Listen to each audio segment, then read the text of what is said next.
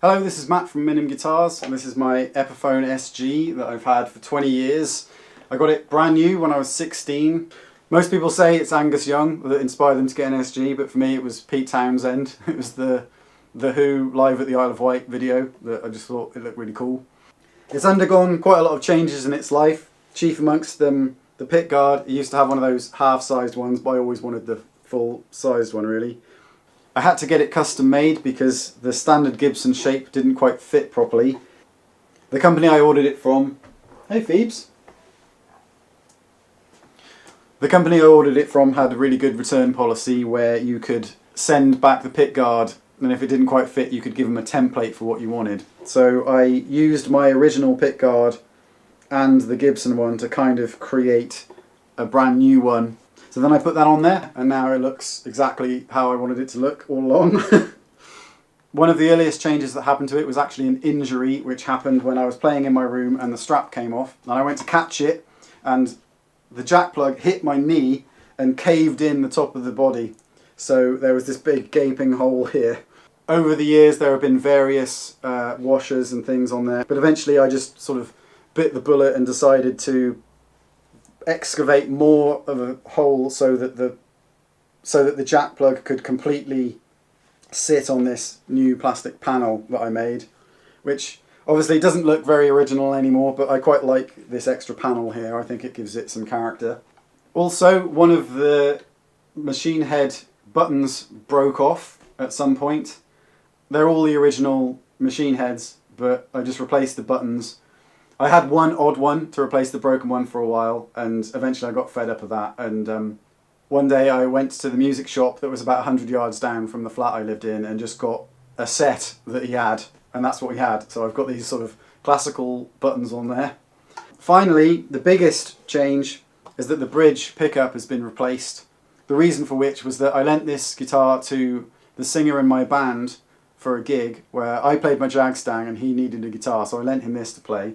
I think really early on, I think in the first or second song, he dropped his pick and it flew into the crowd somewhere. And so he just carried on playing the rest of the gig with his knuckles. And he didn't go easy either. He totally tore his hand apart and bled all over the pickup. And I cleaned it up, but eventually there must have been some corrosion inside or something, because eventually the pickup gave up. My dad took it to a guitar tech for me, and she replaced the pickup with a sort of cheaper one, which I've never really been happy with. It sounds a little bit weak compared to the original Epiphone one, because I really liked the original, but now it sort of doesn't sound so good. And it was only recently I noticed that the pole pieces aren't wide enough apart to go under the string, so the B and the E string aren't over the pole piece at all, so that's not ideal. The jack socket's also a little bit ropey as well, and it's not very secure in there. Also, the bridge pickup has got an earthing problem. So if you touch it, you get buzzing, where normally if you touch it, the buzzing stops.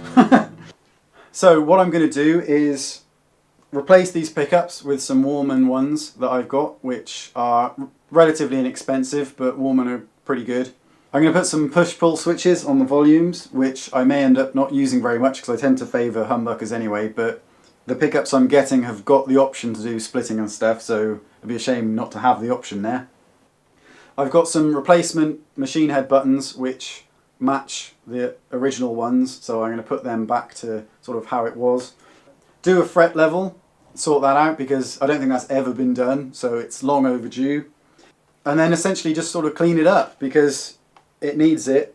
It's been gigged a lot and it's been bashed about a lot, so it's got loads of dings, loads of dents, loads of scratches. I'm not too worried about those, just want to clean it up really. Before I get started on all that, I'll show you what it sounds like now. Won't do anything special, I'll just strum a few chords and fiddle around with the settings and then noodle around for a bit. And that should give you an idea of what it's like at the moment.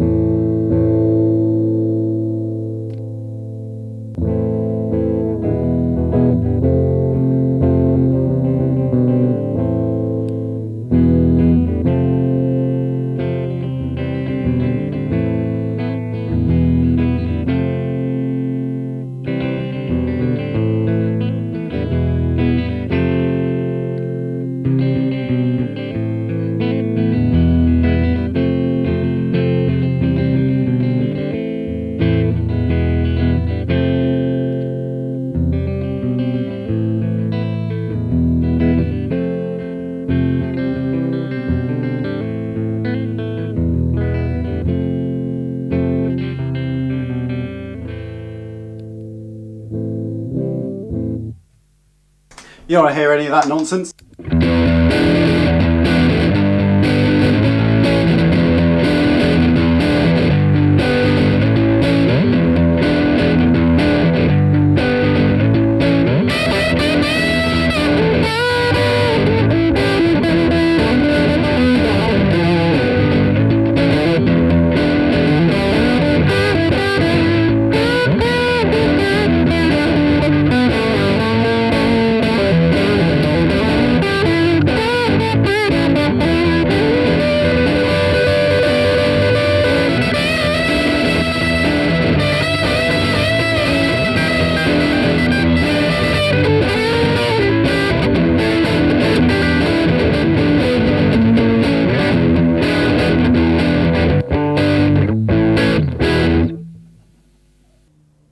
Because I'm going to be doing a fret level on this, I don't want to get all the filings stuck to this pickup. But seeing as I'm replacing the pickups anyway, I might as well just take them completely out and then do the fret level and then put them back in. I suppose I ought to have taken the back plate off first. So you can see down here where the jack socket caved in. So that's what's going on there. The volume pots are a little bit rusty, so it's probably good that they're being replaced anyway. That tone pot has got some rust on. But I think I may take all of these electronics out and clean them. Definitely the first thing I'll do is disconnect these pickups so that I can remove the pick guard entirely. So let's get me soldering iron on the go. Right, so now the pickups are disconnected. So I can now take the pick guard off. Comme ça. Ha! Oh yeah, this little bit of gaffer tape here above the bridge cavity. That is because the pickup hole on the pick guard is sort of slightly too large, so you can see the red through it. So I just put that there to cover it up. Profesh. It looks like it's got a moustache. We're basically ready for the fret level now. As you can see, these frets are very well worn. Look at that. This is long overdue.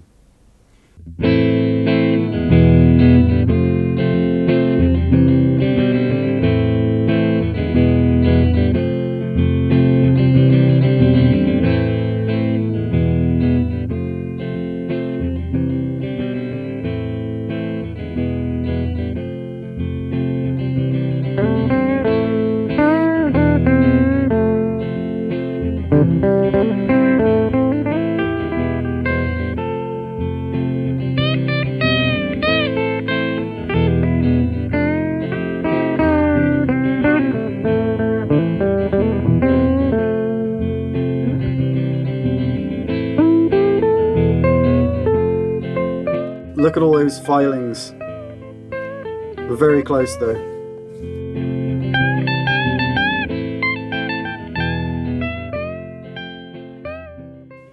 It's another level, but obviously they're flat on the top. So the next thing to do is crown them.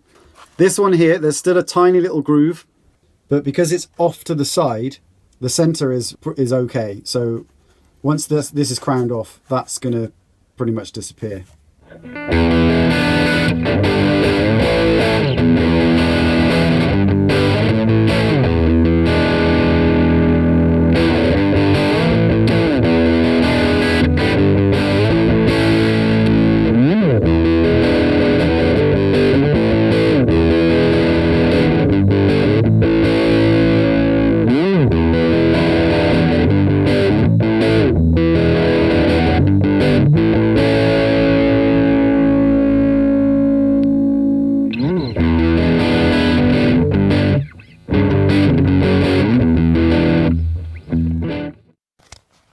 So now the bulk of that notch has now disappeared into the crowned area.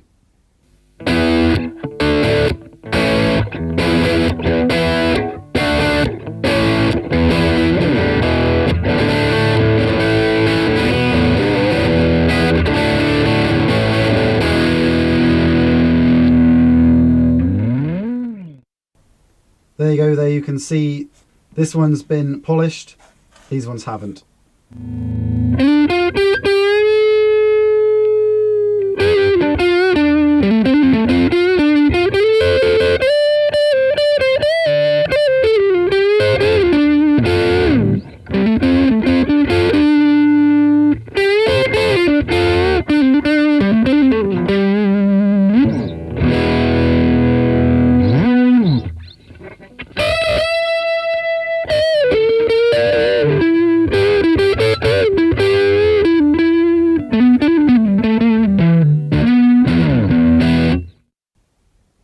frets have been leveled and crowned, and the fretboard itself has been cleaned and oiled.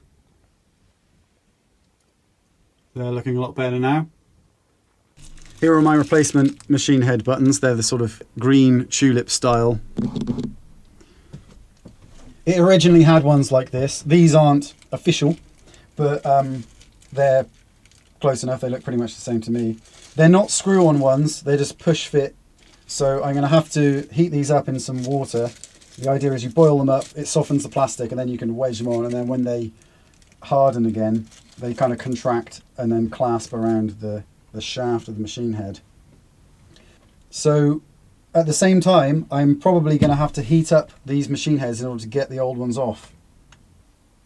Or maybe it's coming a little bit, I think. Oh yeah, there you go. So a minute seemed to work. That's all right. Yeah, that's being stubborn, that one. Let's see about this one. That one came off, no heat. So, what is it with this? Is it coming even a tiny bit? There must be a way. There must be a way. Okay, this might be controversial. What I'm going to try is putting this back on here. Put it kind of face down. So I'll clamp this down and try and do a short, sharp shock. There we go. That worked. There you go. Short, sharp shock. Dig it. There's my new buttons heating in their water bath.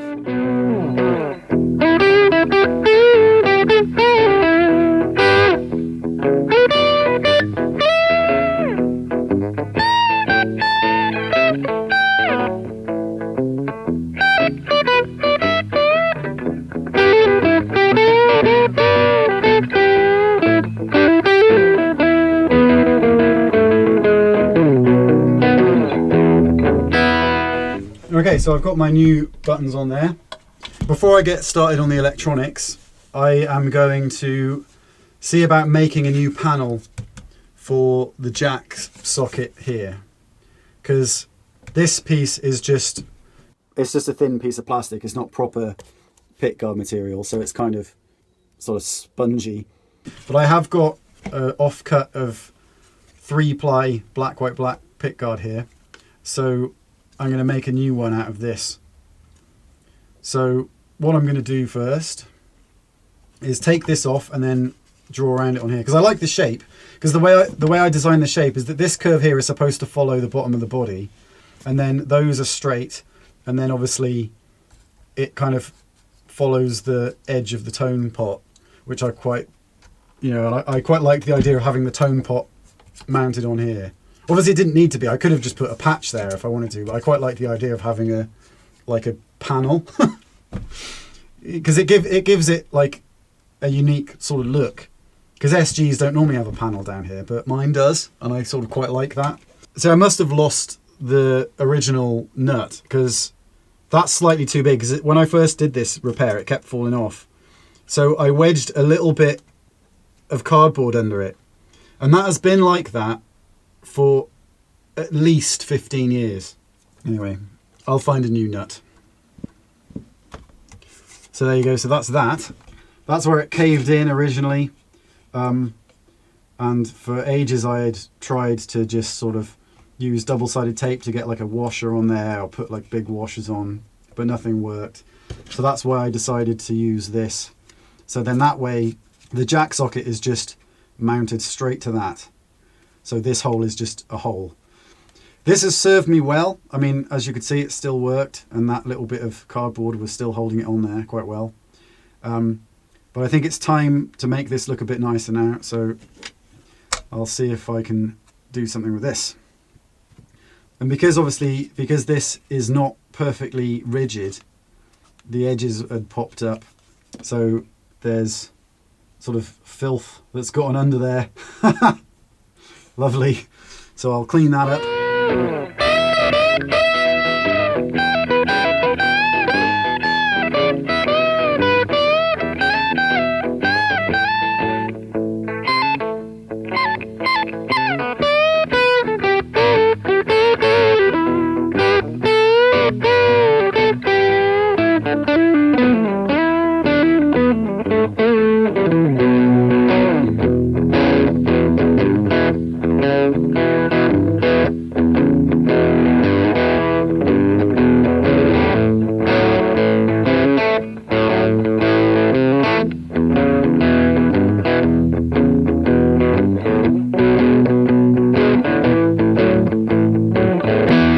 There's my new shape, same as the old shape.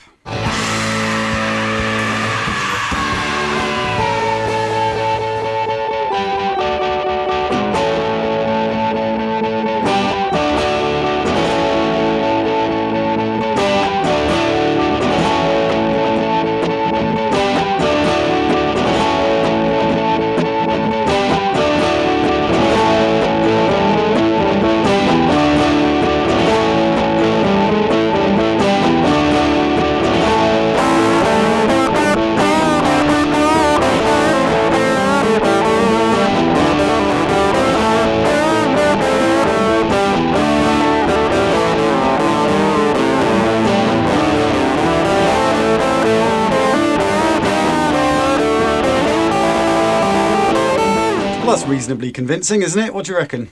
So it looks a lot nicer than that one, especially at a glance. I mean, at a glance, that one looked okay. So this one will look better at an even sort of slightly longer glance. You know, even a sort of almost like a brief stare. You'd have to stare at that for a moment to realise it was hand cut, I think. Oh no! I just scratched it. I'm going to have to buff that out. There's my little gaff there. The little scratch. He looks so appalled.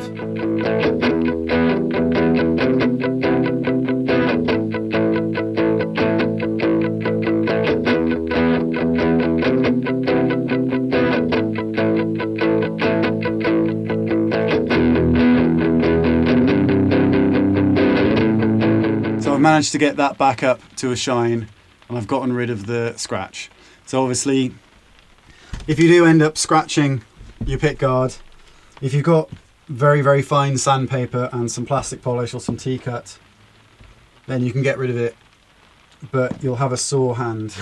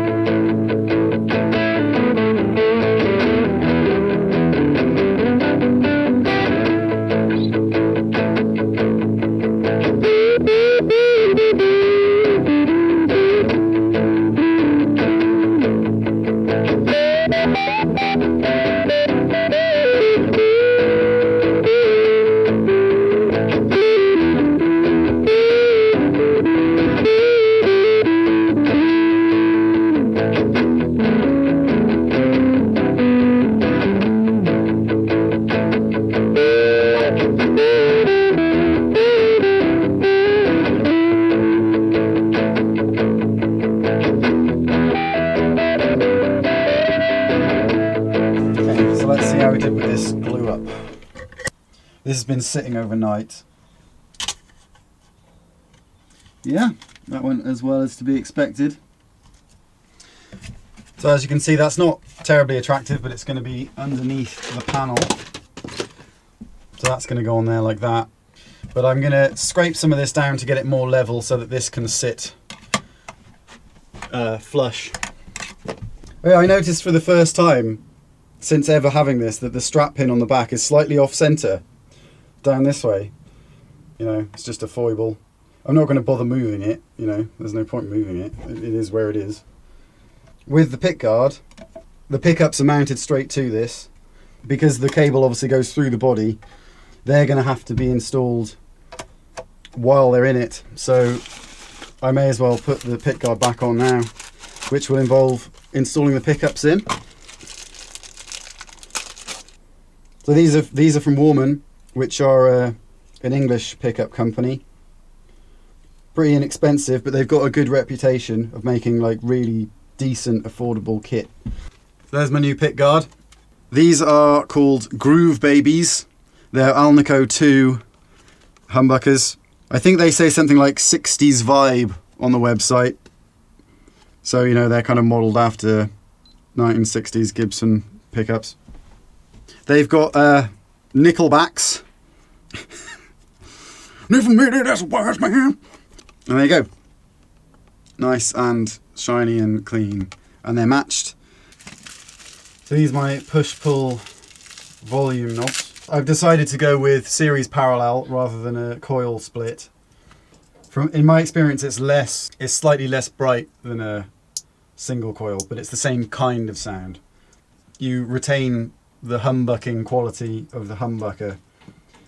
So I've got a diagram here for how to wire it up, but as nobody wants to standardize what the color code is for humbucker wiring, I've had to determine which color is actually which. So I've determined that the white cable is green, the red cable is the white, and the green cable is the red. That's what I have to do for the push-pulls.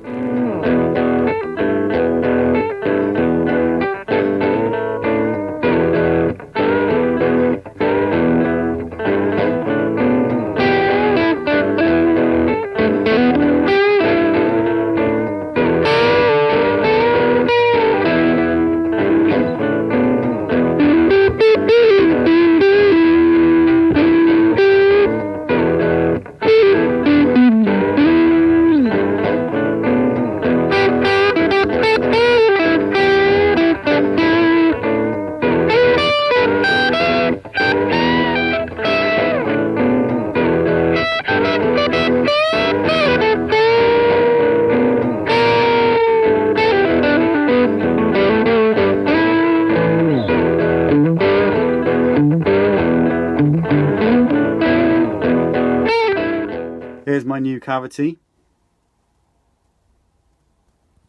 A lot cleaner than before. I managed to clean the rust off the back of the tone pot. That's the series parallel wiring. That's how the jack socket looks on the inside. As you can see, it doesn't touch the wood at all. It's purely mounted to that panel thing. You probably can't quite tell from the angle, but there's about maybe 3 or 4 mil between where the cover rests and the the bottom of this switch. But you know, the pickup selector is the same, so check I've got continuity between the tailpiece and the jack socket. And I have. The casing of the pickup should be. Yep. Cool. So everything is successfully earthed properly. So I will put my knobs back on. So I guess it's about time to put strings back on this thing. With regards to the Tune-o-matic bridge, I have got this other one that my brother got me for my birthday. He didn't get it for me specifically for this guitar, but I quite like the idea of having something that was a birthday gift on here. So I'll see if it's even going to fit. Oh yeah, that fits on there. Is it the same string spacing? It's the same string spacing. It's the same radius as well. The stop bar has got a slightly different... This is the original one, which has a sort of domed top, but the front and the back are flat. Whereas the one my brother got me, it's got a flat back, but then the dome sort of goes all the way down to the front edge. So it's sort of one smooth arc. And I quite like that.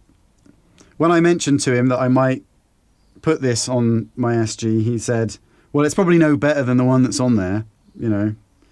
But this is the underneath of the one that was on there, the Epiphone one. And this one says Goto Japan. And all the best stuff is made in Japan. You know, just ask Marty McFly.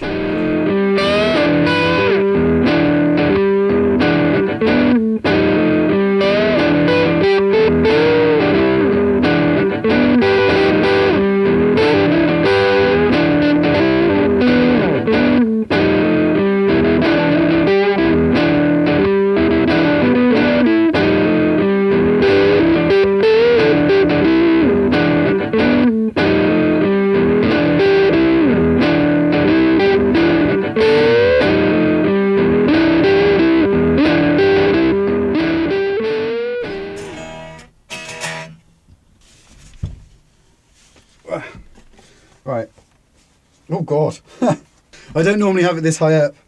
This isn't the strap I usually have on it, but this keeps it in shot. This is just a little amp I used to test with. Obviously, once I've done a full setup, I'll do a proper recording to do a decent sound comparison. But just to check that it works.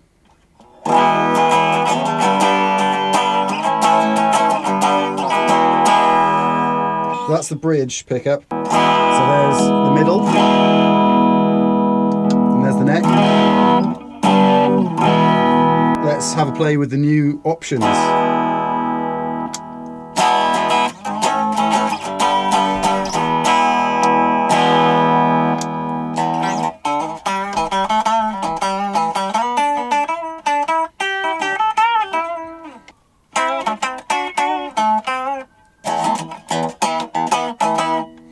The phrase that I kept reading about parallel is that they say it sounds like a Strat quack, which is apparently a widely accepted guitar term. Sounds like quack. It does sound different. I mean, you can't deny that, can you? The frets still feel like there's a good amount there, but I haven't had to file them all the way down to nothing to get rid of those grooves. Let's try some overdrive then.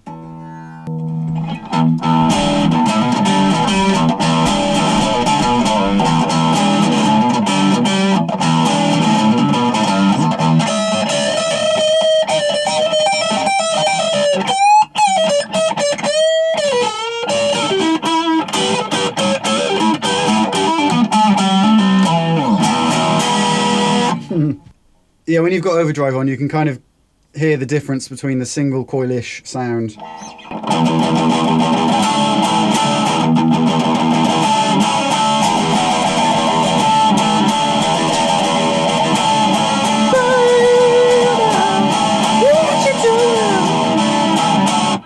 Cool, that works. Here we are, same shirt, different day. This is all done now. I've done all the mods. I've got new pickups, push-pull pots on the volume knobs to change from series to parallel. Got a new panel for the jack socket, which also has a new washer and nut on there, so that's a lot more secure now, and it doesn't need a piece of paper in there. Got the new buttons on my machine heads, so they look more like original now, like the sort of vintage Clousson style ones. And the new bridge from my brother. And other than that, basically just a sort of wash and brush up, really. I've done a rough kind of basic setup on it, which I imagine I'll continue to tweak as it settles into itself, you know, because it's undergone quite a trauma, really. So there's no buzzing on any of the electrics now, which was happening before. You know, it was buzzing at various points, but now all that's gone. Everything's earthed properly. The tone pots are still a little bit scratchy, which I can kind of live with for now. That's not too bad. Out of tune though, can't live with that. So I'll show you what it sounds like now. This may take a little bit longer due to having more options on it now. Originally I had 3, which was bridge, middle, which is both pickups, and neck. But now I've got bridge in series, which is the normal sound, bridge in parallel. So I can go to the middle and I can have bridge in parallel, neck in series, both in parallel. Bridge in series, neck in parallel, or both in series, and then obviously neck, series, parallel. I'll try and briefly explain the difference between series and parallel. In series, you've got both coils in here working together as one circuit to create the humbucker sound. But in parallel, the 2 coils are kind of wired independently, so it's just like there's 2 single coils sat right next to each other. So they're not directly interacting with each other, but because one of them has got the coil going in the other direction and the magnets are opposite polarity, you still get hum cancellation. That should be closer to a single coil pickup sound.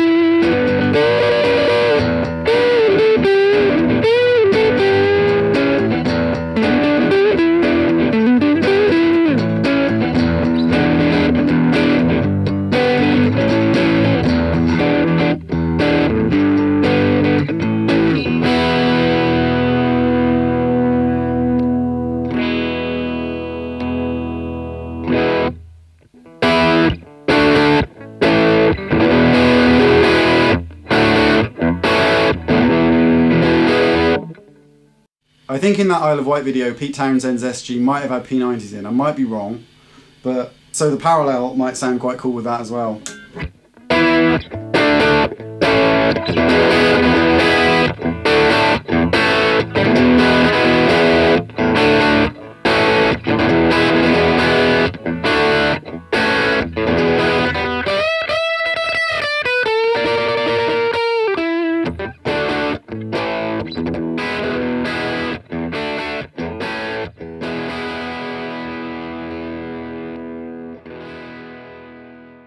Well, I really like these pickups, happy with those.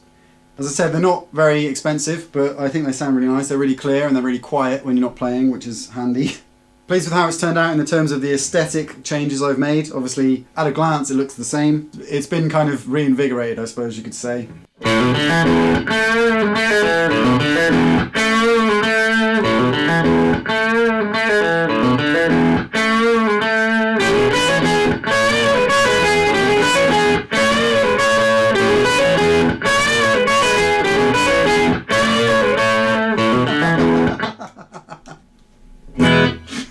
That was fun. Well, that's about it. I hope you enjoyed the video. Please let me know what you thought in the comments.